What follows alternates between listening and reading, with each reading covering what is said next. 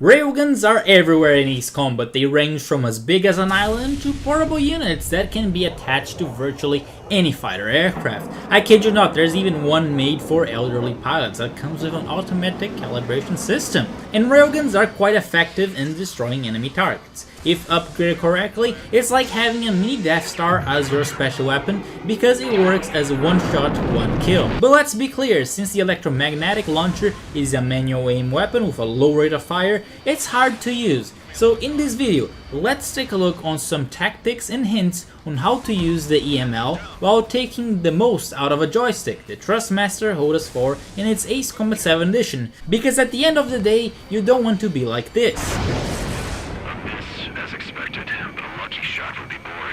In regards to parts, whenever you bring in a railgun, you should always get the EML High Speed Projectile Level 2 to make it a one-shot, one-kill weapon for any aircraft, and the EML Side Correction Level 2 part to enlarge its hitbox, thus increasing the likelihood of hitting a target. The EML Power Accumulator is optional as it is meant for very long distance shots. It's up to you if you want to bring it or not. For the other parts, you should optimize your maneuverability first, always focusing on the pitch axis. This is very important as you see later. If you have slots left, add some parts to increase your speed. That always comes in handy. There are only 3 aircraft that can carry the EML in Ace Combat 7, the F-18, the Sukhoi 33 and the XO2 Wyvern. I mainly play with the Sukhoi 33 because it's more maneuverable than the F-18 and it's much cheaper than the XO2, meaning you can use in any room and still abide by the total cost restrictions. The beginning of a match is a unique opportunity to any EML players.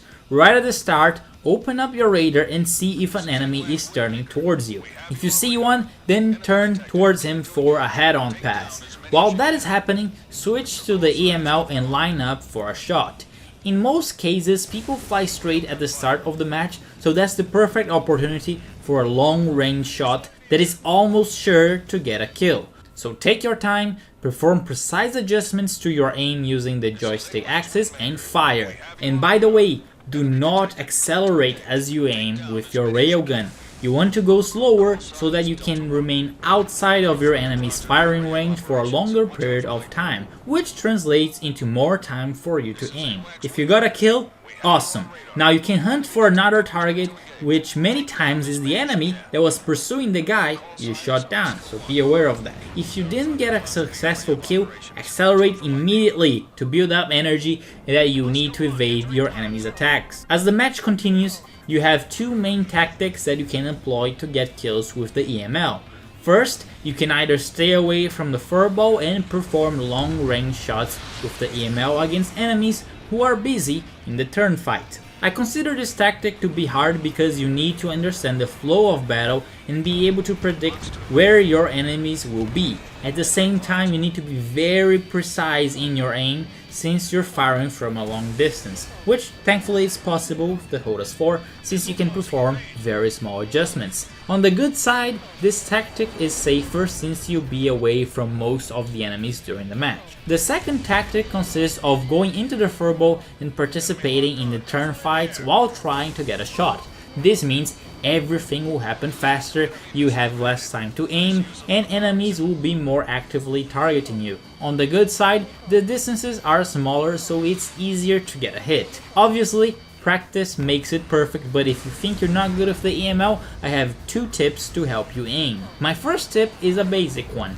Instead of keeping pursuing the target during a turn fight, overcorrect your aim so it lies in front of the enemy and then stop maneuvering. Now that you stop maneuvering, wait until the enemy passes right in front of your sight. If his nose is in the reticle, then you should fire because there's a bit of delay in the EML.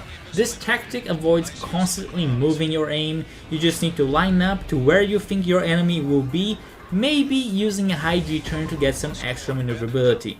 And in my experience, very few players use rudders to make adjustments when they perform a turn or a loop. The downside of this tactic is that you have to rely on the enemy making the move you expect, and this doesn't always happen. For tactic number 2, the one I use very frequently, consists on performing a one-axis aim.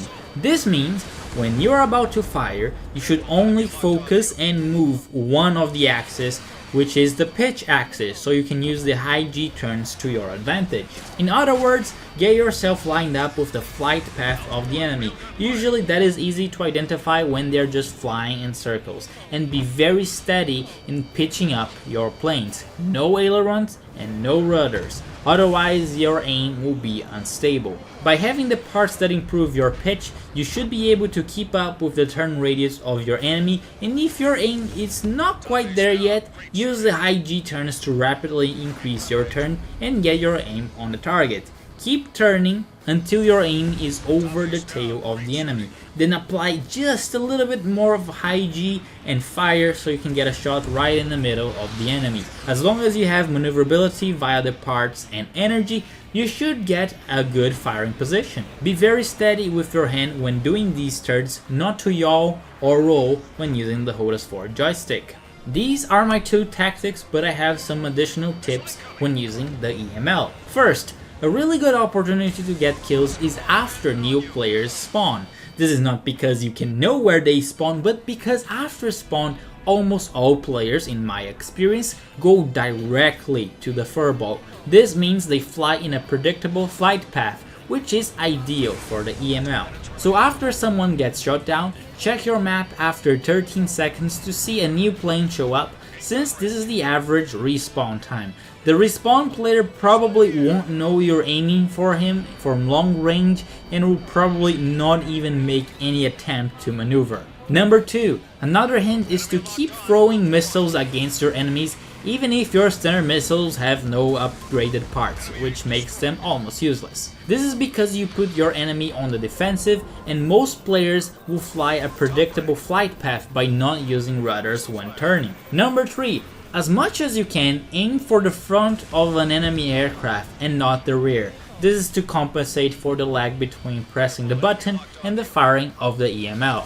Number 4, don't trust the color of your reticule. Sometimes it'll be red instead of green, but that doesn't mean anything.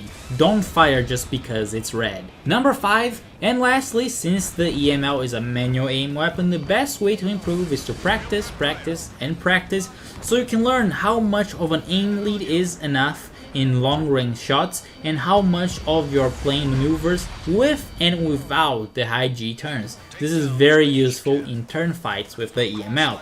And of course, if you want to have more control, you can use a joystick like the HOTAS 4 from Thrustmaster to make minor adjustments to your flight path that you can't get with a regular controller. If you're interested in that, be sure to check the affiliate links in the description. It's a great way to support the channel. And by the way, be sure to check my playlist in the description as well for more tips on Ace Combat 7's multiplayer. Thank you for watching, and I'll see you next time.